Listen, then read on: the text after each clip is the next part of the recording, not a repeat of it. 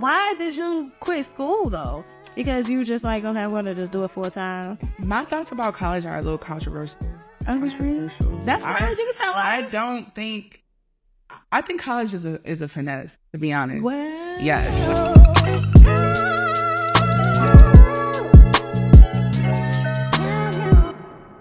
What's going on, y'all? Welcome to another episode of Who's Who with Liiu, starring none other than your girl, Bunny Liiu. Today, I have one of my favorite women in the whole world to sit down with me today. She's an event coordinator, a pastry chef, and a music manager. Y'all, please give a warm welcome to my girl, Ruby Hunt. Hey, Hey, girl. You look so cute. You just know what to do. yeah. You know what to do. I know. You know what to do. I knew what the vibe was. You know what the vibe was? Yeah. It's always pink. No, you wore a lot of pink on your birthday too, though. Well, yeah, I did. Yeah, you did. I wore red Friday, and then I wore pink Sunday. Okay. Silver Saturday. Okay, silver Saturday. I was actually supposed to wear this on Saturday. I was supposed to change into it for I my remember brother. because you were at something. Yes, and then I got too drunk, and It wasn't giving in. I forgot to change clothes. How you forget to change clothes? What you was drinking? A lot of tequila. It was a lot of tequila. Reposado. I know that's right. Speaking of tequila, come on. Right. Let's take this shot. Hold on. The video sponsored, but it's not sponsored, but we just drinking on this A1H today. Y'all know how we come in. Straight from Jalisco. Yeah. So we're going to cheers to I have my chaser ready. Okay, she got pink chaser too. She ain't clean today. So, what we cheers to? Pisces season. So we both Pisces. It officially came to an end, but Pisces season never ends. Yeah. She's like a weird Pisces. I'm a March one. So we the best of both worlds. Yeah. She has some Pisces. Not you hitting on the couch. It was great now. Jesus Christ. That's why you gotta have the chaser in here and ready to go. I know, but you're so smart. I need to start thinking like you. I swear.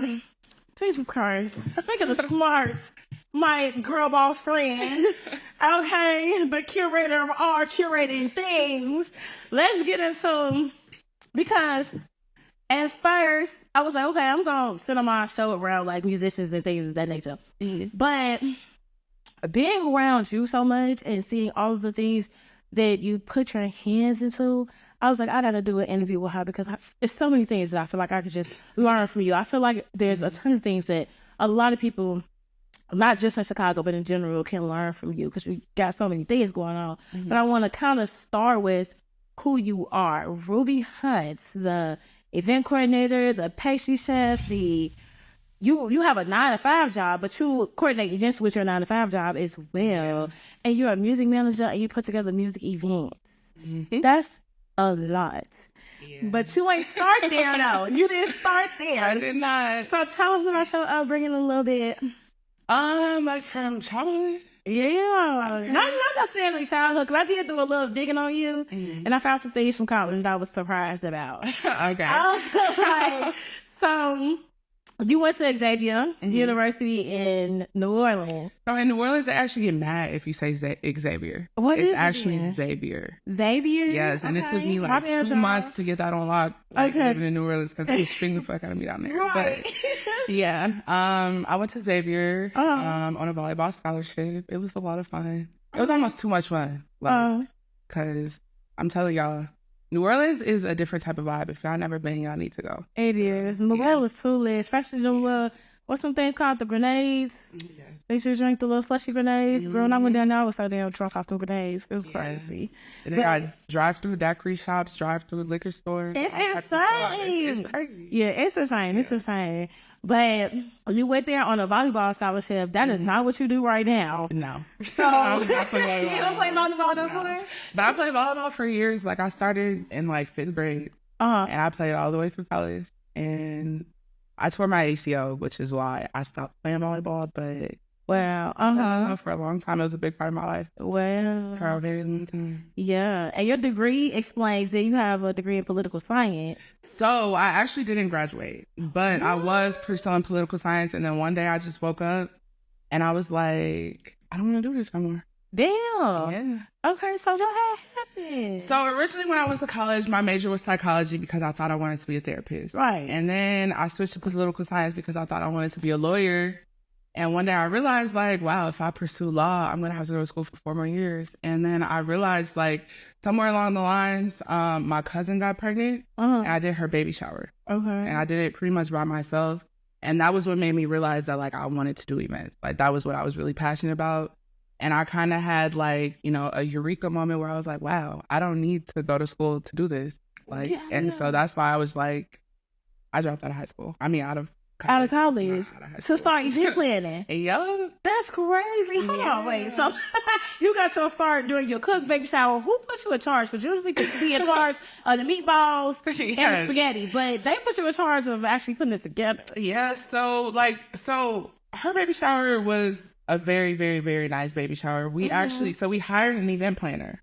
But on top of like the event planner, it was my cousin's first baby. I was like, this is a cousin who I was super close to at the time. Right. So I just wanted to do a lot for her. So I did so much for her baby shower. And I was like, I think I really like doing this. What? I think I should do this. And yes. And we paid the event planner a lot of money.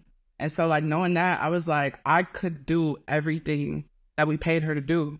I could just cut that out and I could just do this myself. So you weren't doing any type of event planning before the actual baby shower, so you kind of just fell into it. Yeah, I had helped people like with their events, but nowhere on the scale of like what I do now. What? Yeah, that's amazing. So why did you quit school though? Because you were just like, okay, I want to just do it full time. Because it just didn't make sense to like stay in school pursuing a degree knowing that wasn't the field that I wanted to be in. Like the field that I want to be in, you don't need a degree to do it.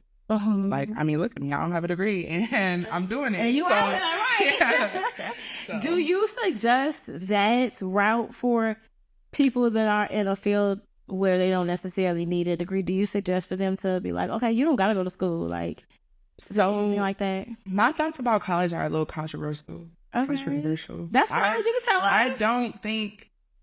I think college is a finesse, to be honest. What? Yes, like because we're paying a professor to teach us things, to teach us a career that they're not even in, which makes no sense. Like, why are we paying a psychology professor to teach us psychology and they're not a psychologist? Like, that doesn't make sense. Like you can go to college and get your degree and you can just automatically be a professor and you can teach people like how to be in a career that you're not in. And that doesn't make sense to me. And we're paying these people hundreds of thousands of dollars. I mean, in my situation, I had a scholarship, so it's a little bit different. But I know, like, most of my friends are in debt right now, still paying for college.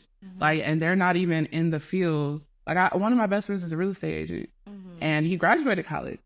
Like, and you don't need to graduate college to be a real estate agent. Yeah, you actually have to go to real estate school, which is a whole different school. Right, and so it's cheaper. Like, yeah, so it's like you're paying student loans towards a degree, and you're not even in that field. And it's just like the biggest finesse and scam. Like, me personally, I'm not, like, I have family members who tell their kids, you know, you have to go to college, you have to do this, you have to do this. I'm never going to push that on my kids because I know that there are other routes.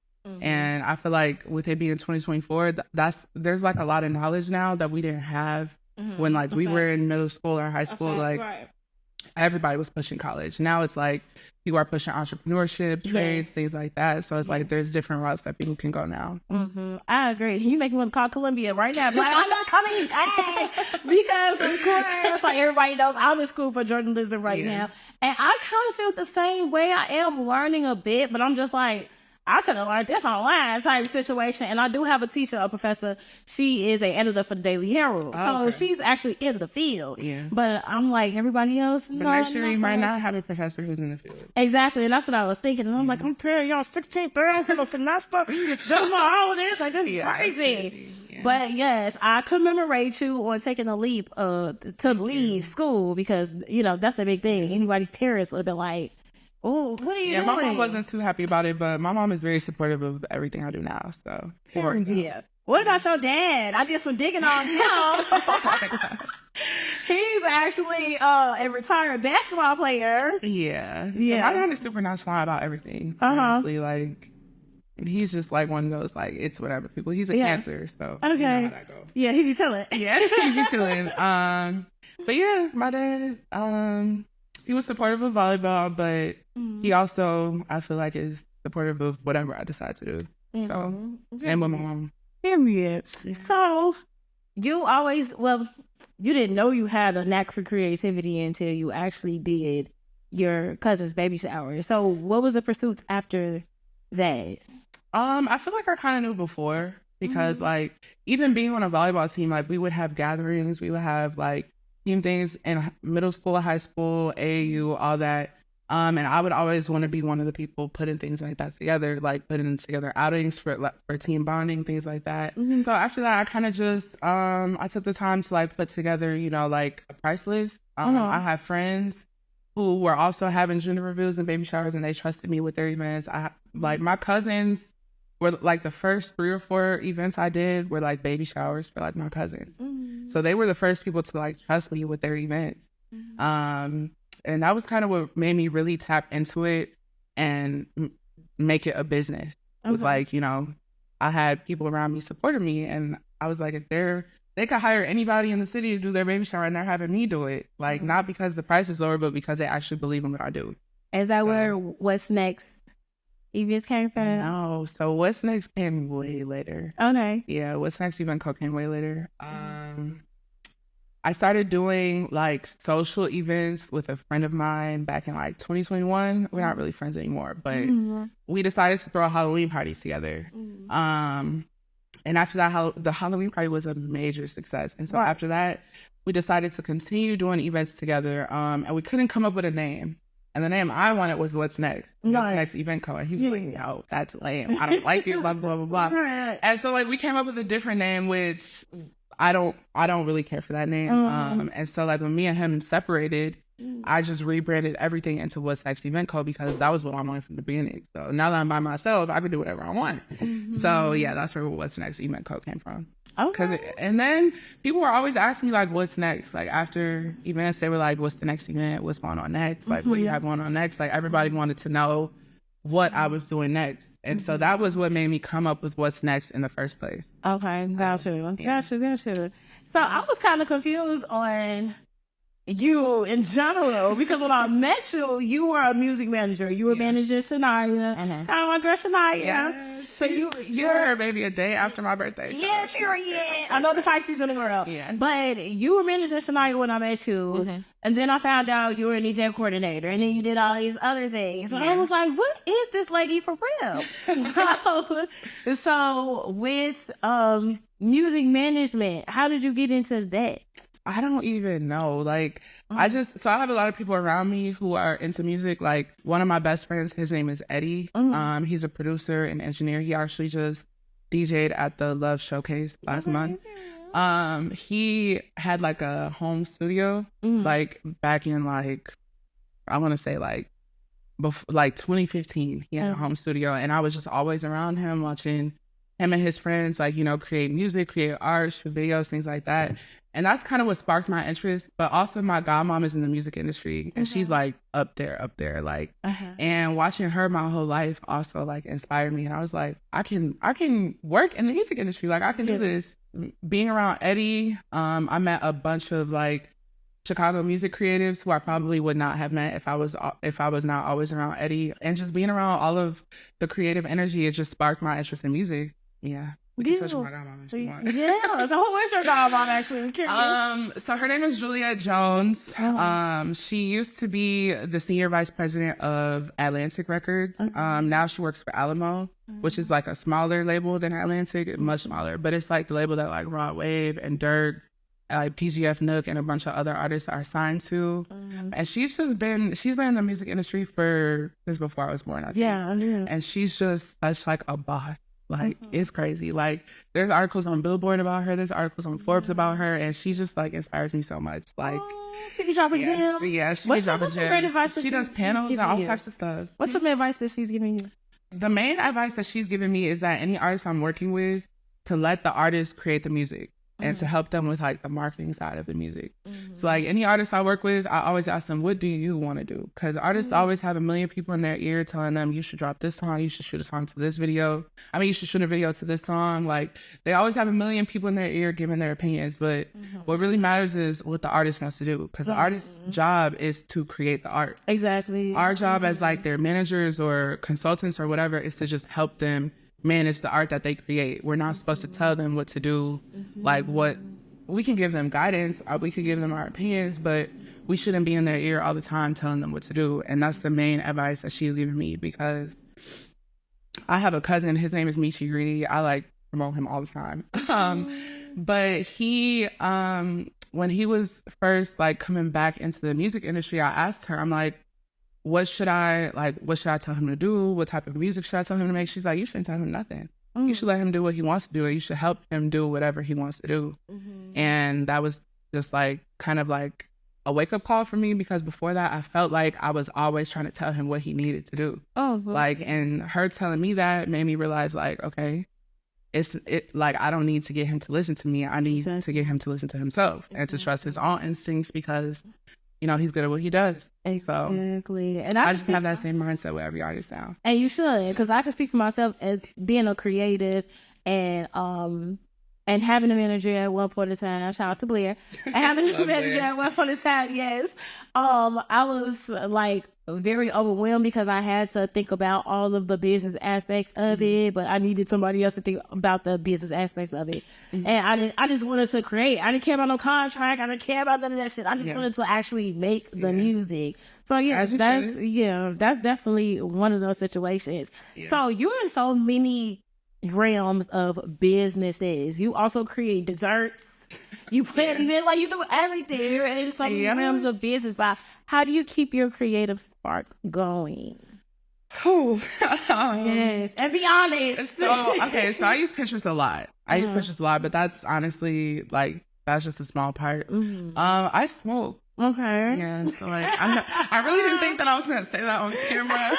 But yeah, I smoke, and it just always like it puts me in a different type of mind frame. Where I just get ideas. Like I listen to music while I smoke usually. Sometimes I'll watch like a Netflix show, whatever show I'm watching at the time, and I'll just get ideas. Like just things just pop in my head. Like ideas just flow to me endlessly. Like I literally can't control it. Like so. And I mean, it happens naturally, but when I smoke, it happens like naturally times 10. Right. So, like instantly, like just coming to me. Like I'll be texting Kari, like, I just got this idea, and I know I'll be overwhelming him. Kari's my business partner with Creative Sessions. Yeah, with Creative Sessions, and Creative Sessions just had a showcase last month with a whole bunch of artists is on it, including Go Hey Chanel, True, Jazz, Tisha D, a whole bunch of people. So, was you creating such a huge like music event? Because that event was big. Like it was. I actually think this next event is gonna be bigger. It's gonna be bigger. Yeah. It's gonna be on Wednesday, but the lineup is crazy. I'm so excited for that. Shout out to Kahari too, because he's a partner with Creative Sessions, which is the collaboration that I have for. So Creative Sessions is actually his. Like Creative Sessions is his baby. I came to like the very first Creative Session, and I had all these ideas for him, like of like how he could, you know, improve and make it better, because like that's one thing that I challenge myself to do with my friends, is to always give them ways to improve. And so when I was giving him all these ideas, he's like, why you don't just be my business partner? Why you don't just do this with me? Like you would be the perfect person to work with on this stuff.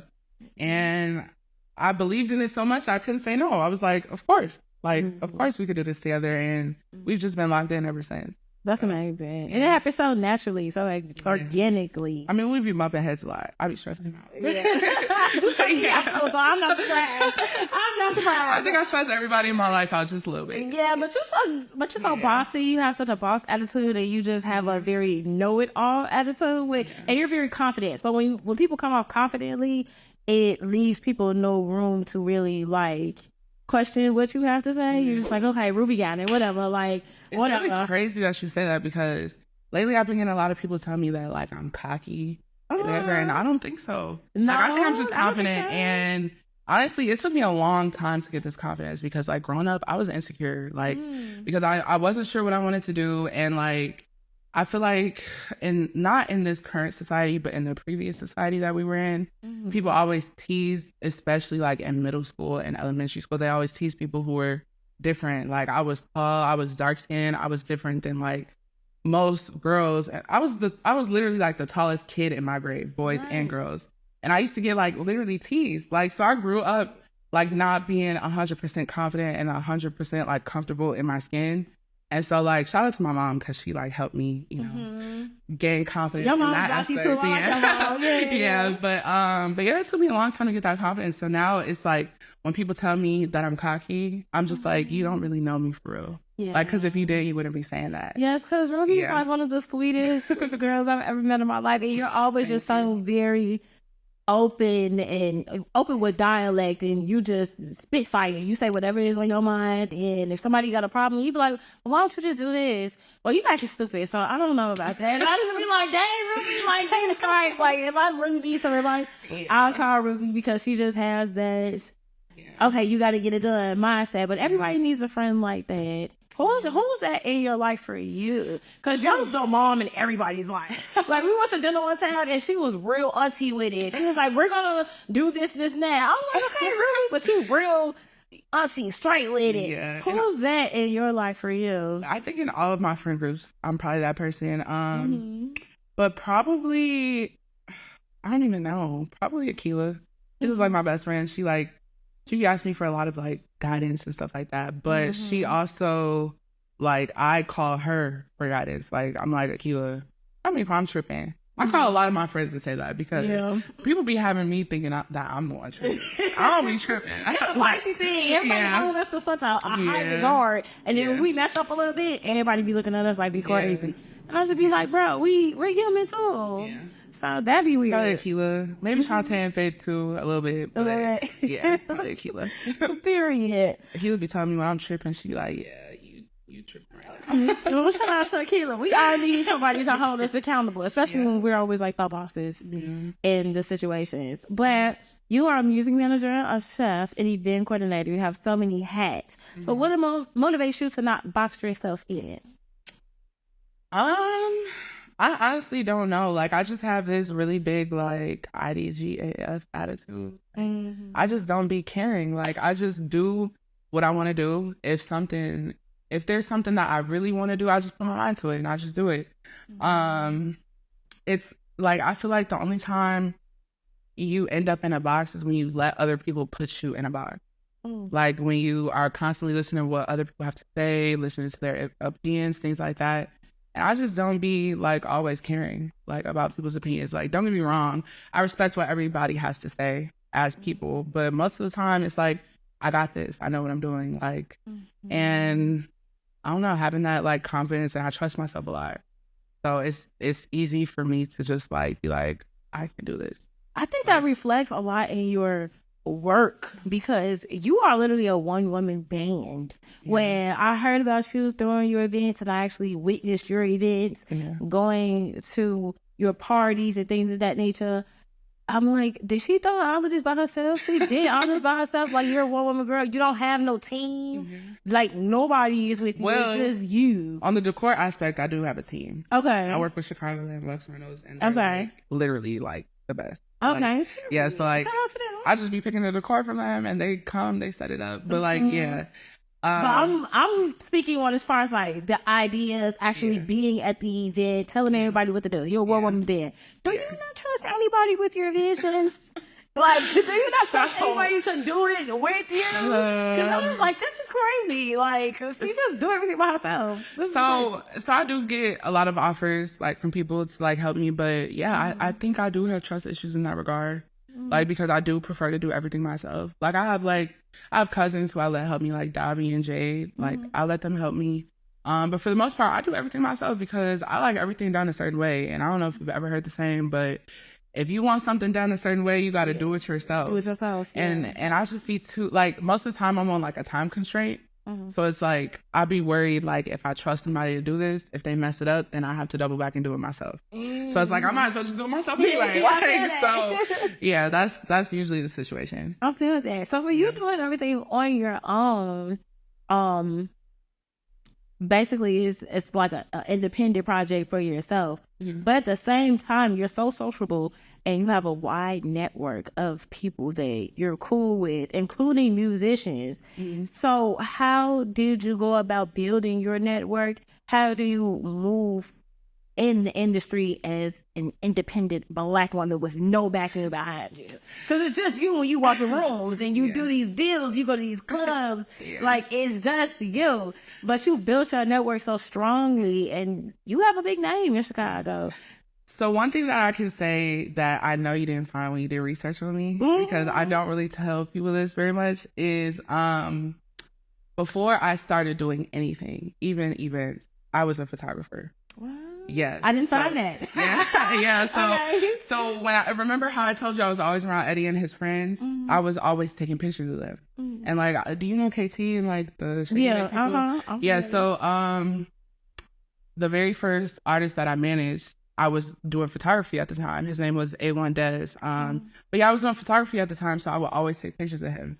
And he was like very connected with Shake and Bake. Like we went to Camp Smokey Bear with them, and I took all their pictures and all that. Yeah. Like he literally believed in me so much that he bought me a camera, and he was like, "Take these pictures." Like, and it was a nice camera. It was real nice. It was a Sony A7. It was real nice.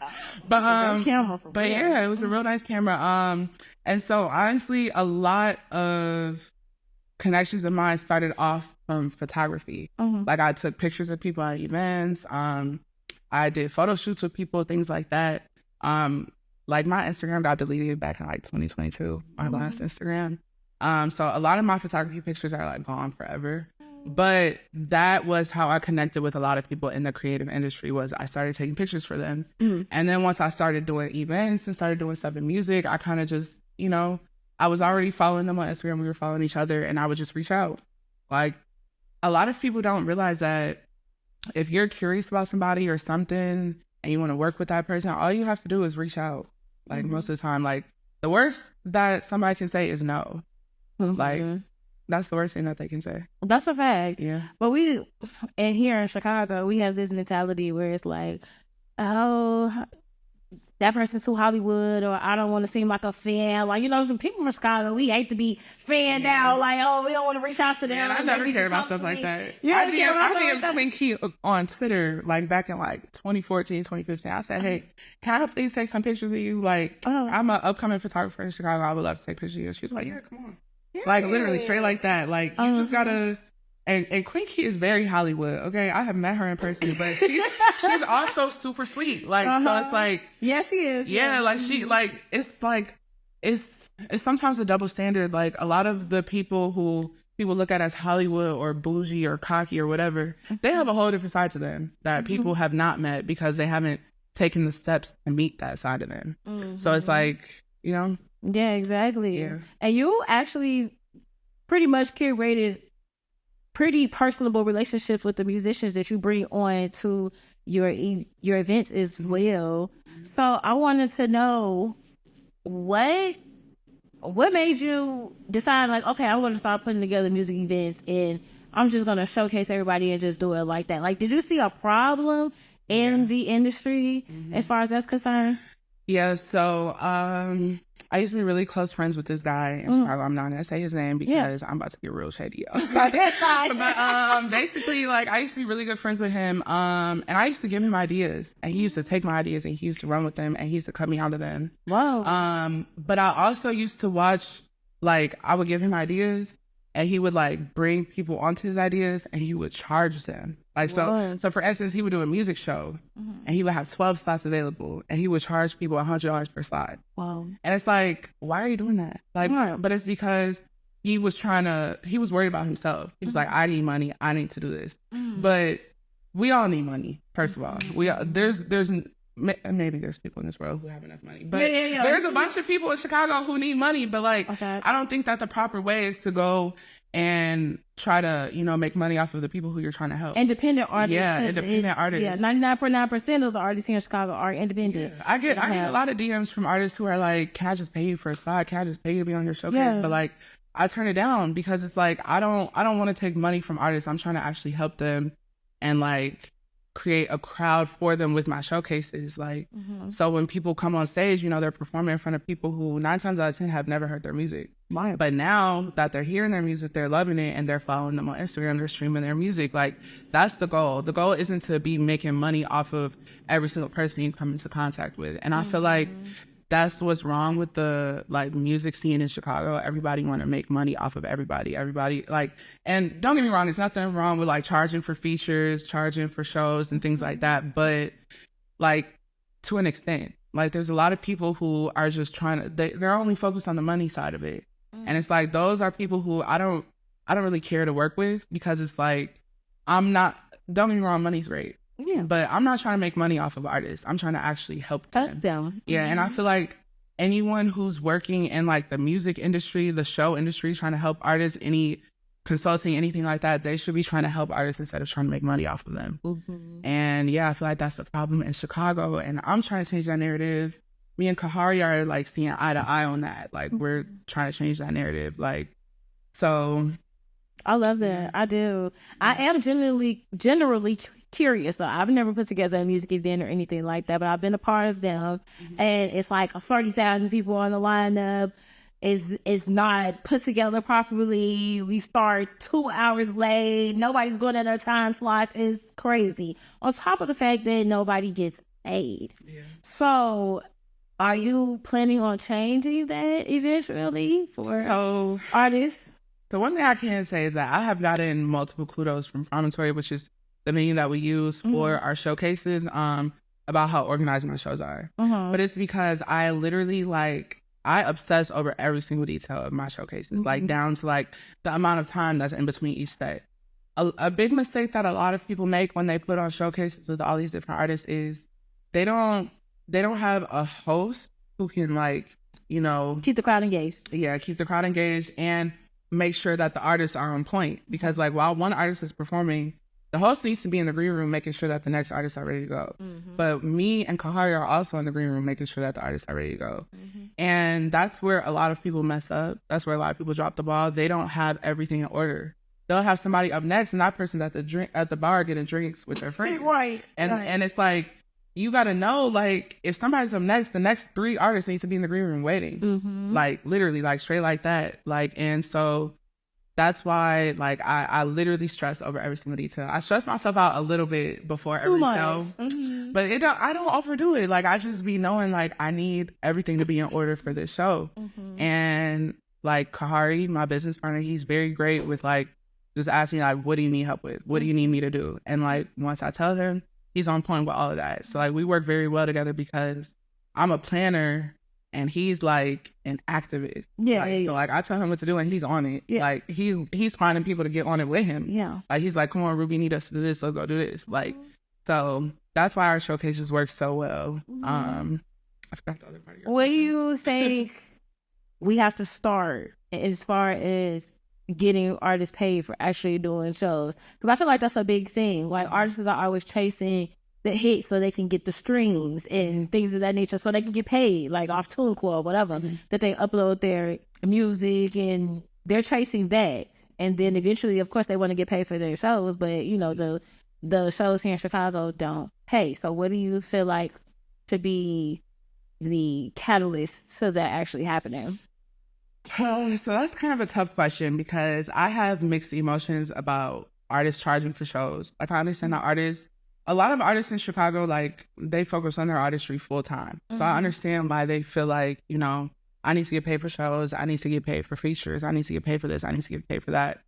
But for a lot of artists, I feel like more opportunities will flow to them if they are not so focused on the money. Because sometimes, like, for instance, like when I first started off doing events, I did events for free for like family, friends. Like I would charge them for like the decorations, but as far as like money in my pocket, I was not profiting from those events. I was just building up my portfolio. I feel like with a lot of artists, like before they can really get to the point where they're charging for shows, they kind of got to put in that work and do those free shows. They got to get people to believe in them. And most of the time, like people will hear your music on Instagram and it won't make them believe in you, but they see you perform on that stage and they see how turned you are and how much you believe in yourself. And they're like, yeah, I need to lock in with this person. Like the next time they have a show, I'm paying to come to their show. Like, and so it's kind of like a tough subject because it's like, at what point do you stop doing free work and start charging? Right. Like, but it's like, I feel like a lot of artists who are up and coming, they feel like they need to charge for shows right out the gate. Like I've gone on artists' pages and they've had reels pinned to the top. Like, do not ask me to do a free show. And I'm like, cocky much. it's not even about cockiness. It's just like, I just feel like a lot of people are like focused on the wrong thing. Like, especially because like with creative sessions, we don't care about the money. Like we literally, most of the time we make enough to pay promontory. Like that's all we care. We start our tickets at $5. I don't know very many shows who are starting their tickets that low. I can't name one. Yeah, like most shows start at $15, $20. Like we start at $5 because we don't care about the money. We want everyone to be able to buy a ticket to the show to come support an artist. And most people in Chicago can afford a $5 ticket. So that's reasonable. That's why we started tickets at $5. Like to make it affordable for everyone, because the ultimate goal is to put on a show where the crowd is, you know, big enough and diverse enough for all of the artists to grow and build their network and fan base. Mm-hmm. So you have the business model already going on here. Like you have the business model already. Yeah. What did you witness for you to finally understand where you fitted in? I witnessed, like I said, the guy who I was friends with charging artists for shows, stealing my ideas and running with them, like literally profiting from my ideas, like way more than I profit from my own ideas. And just things like that. Like, and I just felt like it wasn't right and that there was things that I could do differently. Most, like, honestly, up until probably like summer of last year, maybe spring of last year, I wasn't 100% sure if I could do the music events myself. So I would tap in with people who were already doing the music events and I would, you know, tell them my ideas, like, you should do this, you should do this. And that's how they were even in a position to steal my ideas. Wow. Was because I wasn't 100% sure that I could do it on my own. So I was trying to like team up with them and do it, and they just ended up stealing my ideas. And so many people stole my ideas that I was like, if all these people can steal my ideas and be successful, then I can just incorporate my own ideas and I can just do it myself. And so that's what I've been doing ever since. So that's how basically you protect your visions now by doing them on your own. Yep. Damn. Kari is like literally one of the only people who I trust with my ideas now. Because I know he's not going to take my idea and run with it. He's going to tell me like ways to build on it or to just like do it. Like I told him that I wanted to do an all girl showcase and he was like, do it right now. And I was like, right. Okay. Like, how grateful are you of Kahari? Man, Kahari's the best. I like Kahari. I love that for you. Yeah, he be making my hair hurt sometimes, but that makes sense. So, you know, y'all partners. Yeah. But it's important for you to protect your vision. So I understand that. If you do collab with other people, what qualities are you looking for with them? Honestly, transparency, and like collaboration. Like I feel like in the past I've like collaborated with people and it wasn't really a collaboration. It was just like, you know, I'm carrying the load, like and you're just profiting from it. Like, so like, that's the main thing. Like, these next events and shows I have coming up, like the people who we're like partnering with, it's a collaboration. It's not like, you know, one person's doing all the work and everyone's just making money from it. Like, so yeah. Yeah, that's amazing. I do have another fun fact that I found out about you. And it was really interesting to me. You were diagnosed with ADHD at the age of 21. Yeah. So that's something that a doctor would find in a child, but you were diagnosed at 21. Yeah. So what happened with that? So when I was like 6 years old, I think, my mom took me to my doctor and was like, "You can't be focused." Like, and my doctor asked my mom one question. She said, "Is she learning?" And my mom was like, "Of course she's learning." And my doctor was like, "Well, she doesn't have ADHD." He should have tested me right then and there. Like, he should have tested me right then and there, honestly. And honestly, like, not to go off subject a little bit, but I feel like the medical industry be like failing Black women because they be, and that's what I was gonna get to. Yeah, they literally like will overlook something that like a Black child or a Black woman is going through, like, and just write it off as something else, or it's not that deep. But I hate to bring race into it, but like, I know so many like white girls and boys who were diagnosed with ADHD like at younger ages than 6. Yeah, like, and I just feel like in a different world, like if my mom was white and I was white and she had brought that to my doctor would have taken it more seriously. Yeah. But he misdiagnosed me on something totally different that I almost died from, appendicitis. Wow. So he just was not a good doctor. He just didn't take my mom serious at all, which is really unfortunate because she should have sued his ass. We would be rich right now. Yeah, practice, right? Yeah. So like when I was in college, I just remember like I literally could not do the work. Like it wasn't because I wasn't smart enough. Like I knew everything. I just literally could not sit down and focus and do it. And so like, you know, in college, like there's people, you know, selling weed, selling drugs. Like there was someone who was selling Adderall. And so I had bought some Adderall from him and I had taken it. And I kid you not, I finished an essay that I had been working on for like 3 weeks. I finished it in like 4 hours, like off of Adderall. And I was like, wow, like, and I didn't think that Adderall was the answer. Adderall definitely helps, but I was like, no, it's deeper than this. Like, obviously, there's something going on with me if I need this Adderall in order to be able to do my schoolwork. Yeah. So like Adderall is literally prescribed to people with ADHD, ADD, ADHD, whatever. So like when I came home from school, I still was like struggling with like staying focused on certain things. I still struggle to this day with staying focused. And so I told my mom, I'm like, Mom, I really feel like I should do the psychological testing and find out like, I honestly have personally diagnosed myself with ADD for years, like all throughout college. Like I was literally like taking Adderall just to study. And so like when I came home and I talked to my mom about it, she was like, you should do it. And so I went and did the testing. It was like a 6-hour process. And at the end of it, my psychologist told me, she was like, I knew right away that you had ADHD because when they start you off with like a 30-minute interview. And she said, during my interview, I could not sit still. And she said, that's why it was ADHD instead of ADD. ADD is when you just can't focus. Like, you know the material, you just really can't focus on doing it.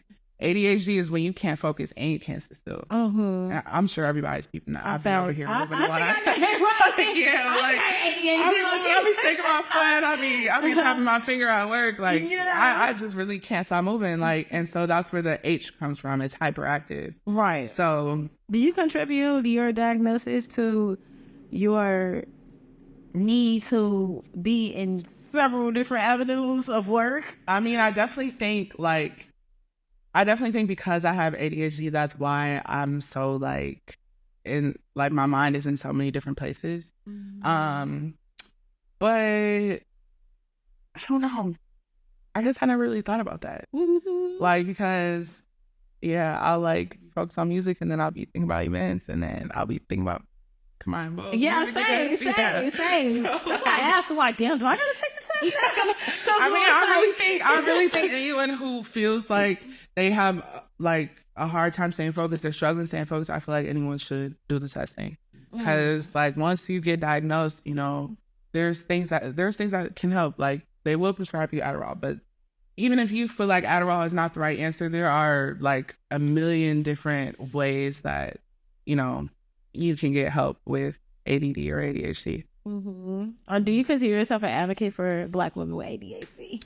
Honestly, you're just living with it. No, like I'm just dealing with it. Like I should be telling my story here and there, but I guess I should be an advocate. But I think so. We don't have a lot of representation for that. Yeah, but there's a lot of people who there's a lot of people in the Black community who believe like ADD and ADHD is like bullshit. Yeah. But I literally know so many like CEOs and stuff like that who are white who were diagnosed with ADHD at 5.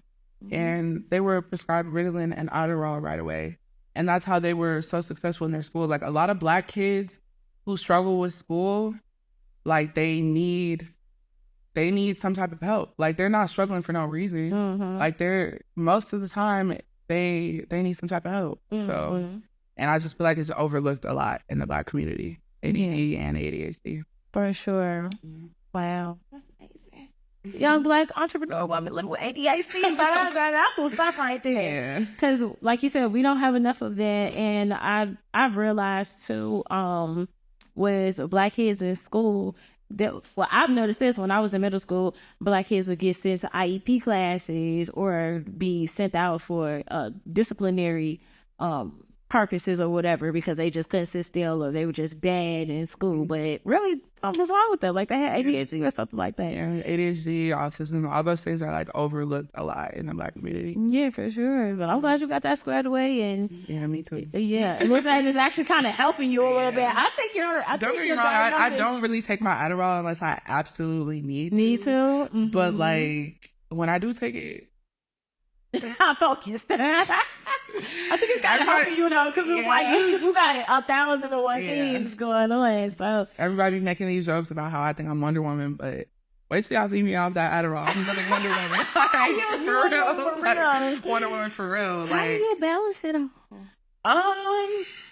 Pretty much just telling myself that I can do it. Like literally like not listening to like outside opinions.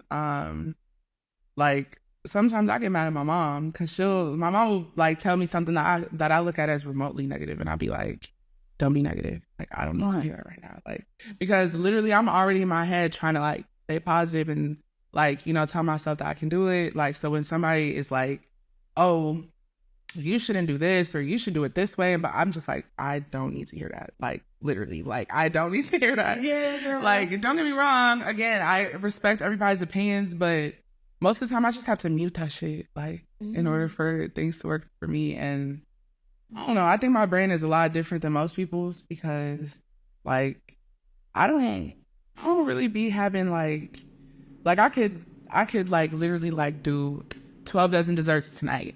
Like, which is super over. 12 dozen is a lot. I don't know if you know, but 12 dozen is a lot. That's a lot. And tomorrow I'll be ready to go home. Like, I'll be fine. Like, most people will have a mental breakdown after having to do 12 dozen desserts. And I just be fine. Like, I don't know. Something different in my brain. Like, I just always be on go. Yeah. Like, I was telling Kahari and Casey and AJ yesterday because we got an event coming up. I was telling them, like, I feel like I've been in nonstop planner mode since, like, September. Like, but I can't stop. Like, I literally can't stop. Like every time one event is over, I'm like, on to the next. Like, that's what's you next? Love it. Yeah. You love it. Yeah, and that's what I kind of touched on that on my Instagram story yesterday. Like, I was kind of explaining to people that, like, I understand how people can feel like they have, like, too much on their plate or whatever, but 9 times out of 10, if you feel like you have too much on your plate, it's because you're not actually passionate about everything that's on your plate. If you were, it wouldn't feel like too much because I have a lot on my plate, but it doesn't ever feel like too much because I'm excited and I'm passionate about every single thing that's there. So, like, I just always encourage people to, like, pursue things that they're passionate about. If you have something that's stressing you out, like, and it's just providing nothing but stress, there's no excitement, nothing, 9 times out of 10, you don't need that shit in your life. Like, and you need to let it go. Yeah, you need to let it go. Immediately. It's going to make you bald and it's going to make your hair gray. So. Yeah, that part. And it'll make you dull, too. Yeah, I feel that. But we've gotten so much information from you, Ms. Hines. I love it here. Could you please start out your next event? So my next event is going to be a day party at Promontory on April 13th. I'm partnering with Kahari, of course, Casey Love, and Take 5 Events. Yeah, we're doing a day party at Promontory. Got 3 really cool DJs. We're not gonna announce the DJs till closer to the date. Okay. And then actually right after that day party, we have like a networking, creative business mixer at Chalet. I don't know how we're actually supposed to say it, but we have one there. And that will be from 10 to 3. So it's going to be like the after party / networking mixer. So we're hoping that, you know, people slide from Promontory there and connect with other creatives and like-minded individuals. And then after that, we have the All Girls Music Showcase on May 15th at Promontory. Okay. Yeah. Can you shout out all your businesses? So I do creative sessions with Kahari, and it's at Creative CRE 8 IVE sessions. I have What's Next Event Co, which is like the more social events, and that's just What's Next Event Co on Instagram. And then I have Events Reloaded, which is like my event decor company. And then I have It's Dessert Junkie, like the It's is actually in the username. It's ITS Dessert Junkie, and that's where I post all of my desserts and stuff. Okay. I need to update my pages more. Yeah, you do. You don't post a little so often. You always on your personal page. You need to post I need to hire a social media manager. Yeah, I think maybe you should be on social media manager. And you're a social media manager, hit me up at Rubes where you at, WYA. Cause yeah, I will probably hire you to do my content. So. She don't mean that. She gonna do her own content. She do everything else by herself. Anyway. No, I really need to hire a social media manager. Seriously. Like, I've been talking to my friends about it because I have a friend who works in like the social media management career. Yeah, so. Period. Yeah. Well, again, this is another episode of Who's Who with Liiu, and our special guest today is Ruby Hunt. Thank you so much for coming to speak. I appreciate you too. I appreciate you for having me. Much love. We out.